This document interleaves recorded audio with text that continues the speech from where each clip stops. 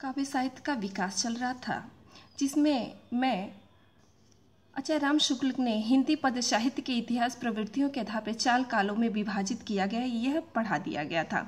आदिकाल, वीरगाथा काल अथवा पूर्व मध्य काल, जिसे भक्ति काल के नाम से भी जाना जाता है, उत्तर मध्य काल, रीतिकाल अथवा श्रृंगार काल के नाम से भी जाना जाता है। आधुनिक काल, गद्य काल, आदिकाल अथवा वीरगाथा काल के विभिन्न विद्वानों ने अलग अलग नाम से अभिभूत किया है। यह भली प्रकार से आपको बता दिया गया था, समझा दिया गया था। अगर जिस बच्चों ने इस वीडियो को नहीं देखा तो मेरा फर्स्ट वीडियो उसे देख लें। आदिकाल की विशेषताओं को भी भली प्रकार से समझा दिया गया था। अब आगे आदिकाल अथवा वीरगाथा काल के प्रमुख कवि व उनकी रचनाएं। तो सरहप्पा जिनकी रचना थी मुक्तक रचनाएं, इन्होंने अपनी रचना को दोहा कोश नाम से रचा, जिसे मुक्त रचनाएं की श्रेणी में आती है, मुक्तक रचनाओं की श्रेणी में आती है। नोट ध्यान दीजिए, सरहप्पा को अधिकांश विद्वानों ने हिंदी का प्रथम कवि माना है।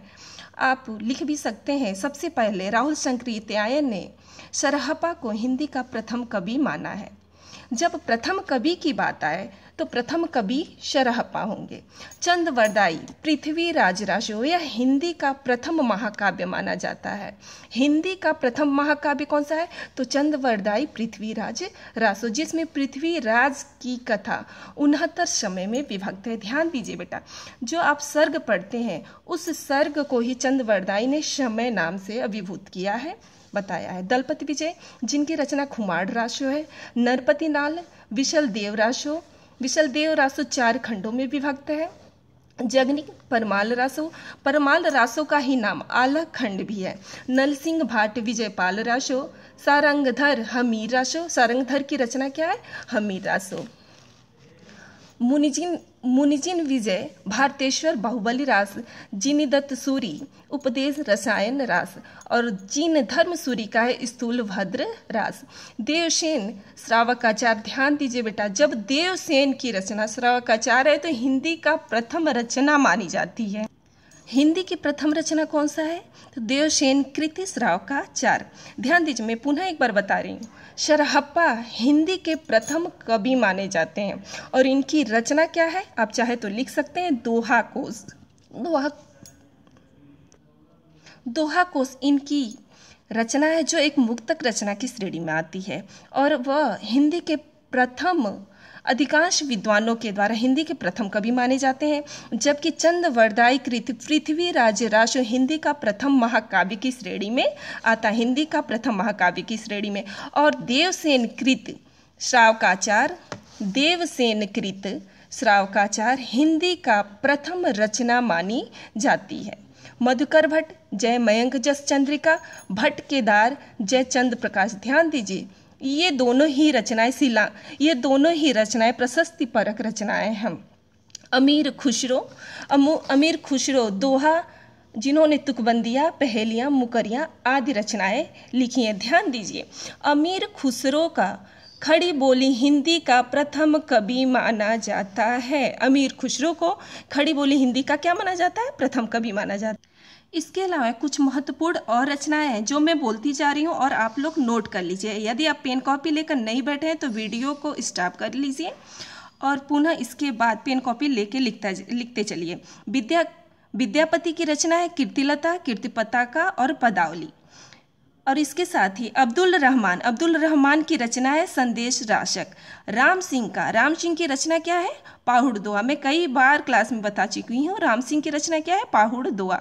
स्वयंभू उनकी रचना है पौमचर्यु रिट्ठ मेड़चर्यु और स्वयंभू छंद।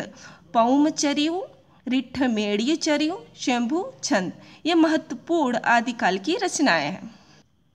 भक्ति काल जानने से पहले यह जानना अति आवश्यक है कि आदिकाल में 2 ऐसा साहित्य और था जिन्होंने साहित्य का एक नवीन मोड़ दिया, सिद्ध साहित्य और नाथ साहित्य। सिद्ध साहित्य में शुद्धों की संख्या 84 और नाथों की संख्या 9 मानी गई है। अगर किसी को पता होगा कि नाथ साहित्य के प्रवर्तक कौन है तो आप डिस्क्रिप्शन में लिख के भेज सकते हैं। नहीं पता होगा तो मैं जरूर बताऊंगी। पूर्व मध्यकाल, भक्ति काल। अब हम आते हैं बेटा पूर्व मध्यकाल, भक्ति काल पे। आदिकाल यहीं समाप्त होता है। सन 1318 से 1643 ईस्वी तक का समय किसके अंतर्गत आता है? भक्ति काल। 1375 से 1700 विक्रमी तक भक्तिकाल को दो भागों में विभक्त किया गया था। पहला था निर्गुण काव्य धारा और दूसरा था सगुण काव्य धारा। निर्गुण दोनों ही काव्य धाराओं की दो दो अन्य और शाखाएं हुई। निर्गुण काव्य धारा जिसमें ज्ञानाश्रयी शाखा और निर्गुण काव्य धारा के ही अंतर्गत आया था प्रेमाश्रयी शाखा। सगुण काव्य धारा के अंतर्गत आया था राम भक्ति शाखा और कृष्ण भक्ति शाखा। भक्ति काल पे विचार करने के साथ ही हम भक्ति काल की विशेषताओं पे विशेष ध्यान देंगे। 14वीं शताब्दी के प्रथम चरण में ही वीरगाथा कालीन साहित्य का अंतिम स्वर शून्य में विलीन हो गया। भारत में मुस्लिम सत्ता का पूर्ण प्रतिष्ठा हो गई और निर्बल हिंदू राजाओं को पराजय ने निस्तेज कर दिया। न राज्य रहा न राज्य कभी। ऐसी स्थिति में निराश भारतीय जनता ईश्वर की शरण में चली गई, जिसके फलस्वरूप भक्तिकालीन साहित्य का उदय हुआ, जिसका प्रमुख स्वर भक्ति है। आचार्य शुक्ल ने इस काल के साहित्य को दो धाराओं में विभक्त किया है, निर्गुण भक्ति धारा और दूसरा था सगुण भक्ति धारा। तो भक्तिकालीन साहित्य की प्रमुख विशेषताएं निम्नलिखित हैं।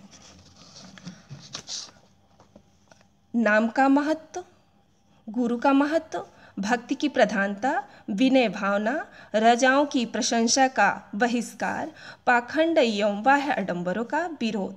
वैसे तो भक्ति काल में बहुत सारी विशेषताएं हैं, लेकिन यह कुछ विशेषताएं बहुत ही महत्वपूर्ण हैं। निर्गुण काव्य धारा के अंतर्गत वे कवि आते हैं जो ईश्वर के निराकार स्वरूप का वर्णन करते हैं। तो निर्गुण काव्य धारा के प्रमुख कवि, उनकी रचनाओं का विवरण इस प्रकार है। कवि और उनकी रचनाएं। कबीर बीजक के कितने भागों में विभक्त किया है? 3 भागों में। और वो कौन कौन से भाग हैं यदि आपको पता है तो नीचे डिस्क्रिप्शन में आप लिखे भेजें, मैसेज करें। रैदास की रचना क्या थी? रविदास की वाणी नाम से जाना जाता है। गुरु नानक देव जप्पू जी साहेब नसीहतनामा इनकी खड़ी बोली में रची गई है। मलुकदास की रचना था ज्ञानबोध और सुंदर विलास नाम से इनकी रचनाएं प्रसिद्ध हुई।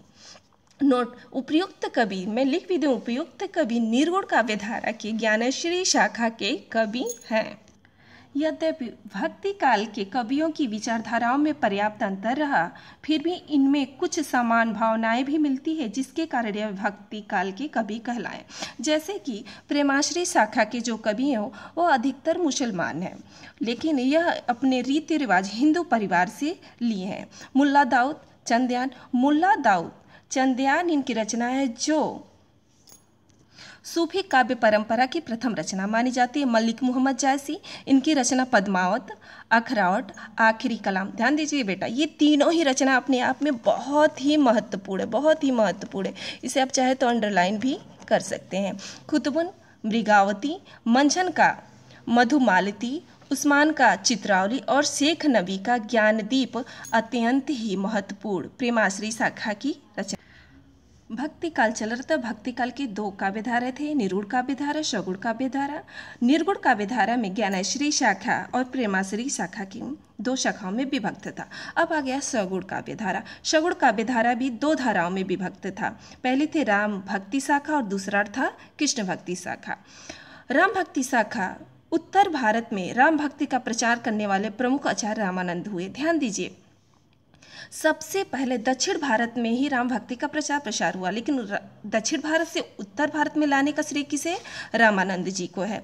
राम भक्ति शाखा के प्रमुख कवि इस प्रकार हैं। राम भक्ति शाखा के कवि और उनके काव्य। प्रमुख कवि तुलसीदास, जिनकी रचनाएं महत्वपूर्ण हैं। रामचरितमानस, विनय पत्रिका, कवितावली, गीतावली, कृष्ण गीतावली, दोहावली, वैरव्य रामायण, पार्वती मंगल, जानकी मंगल।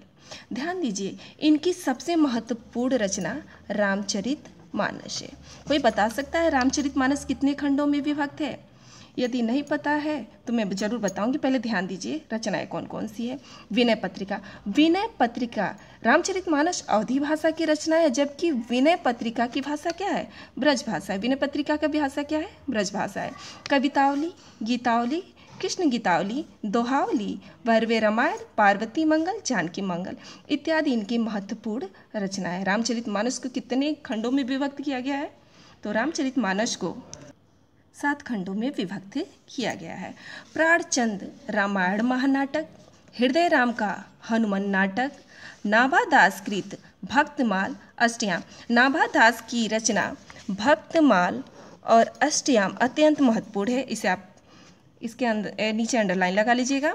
केशवदास रामचंद्रिका विज्ञान गीता। ध्यान दीजिए, केशवदास रीतिकाल के भी कवि हैं और भक्ति काल के, इसलिए केशवदास को भक्ति काल और रीतिकाल के मध्य की कड़ी माना जाता है। लेकिन उनकी रचना रामचंद्रिका और विज्ञान गीता भक्ति काल की श्रेणी में आती है।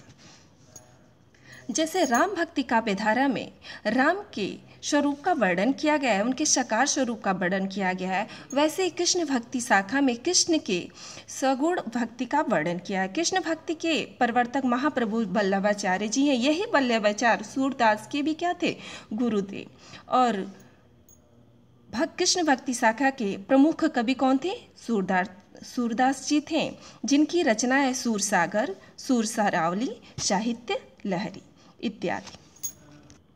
आज बस इतना ही। हाँ, कुछ महत्वपूर्ण फैक्ट हैं जिसे आप नोट करते चलिए। जैसे कि भक्ति काल को कृष्ण कवि ने स्वर्णिम युग कहा था। किस लेखक ने स्वर्णिम युग कहा था? तो भक्ति काल को जॉर्ज ग्रियर्सन जी ने स्वर्णिम युग, भक्ति काल को स्वर्णिम युग से, हिंदी साहित्य का स्वर्णिम युग से संबोधित किया था, स्वर्णिम काव्य साहित्य से संबोधित किया। कुछ महत्वपूर्ण प्रश्न पूछेंगे जिसे बेटा आप पब्लिक कमेंट्स में लिख के भेज सकते हैं। जैसे कि हिंदी का प्रथम कवि किसे माना जाता है? हिंदी का प्रथम महाकाव्य कौन सा है? परमाल रासो का अन्य नाम क्या है? तुलसीदास की कौन सी रचना ब्रजभाषा में है? सूरदास के गुरु का क्या नाम था? आज बस इतना ही। फिर कल एक नए वीडियो को लेकर आपके सम्मुख उपस्थित होंगी। तब तक के लिए धन्यवाद।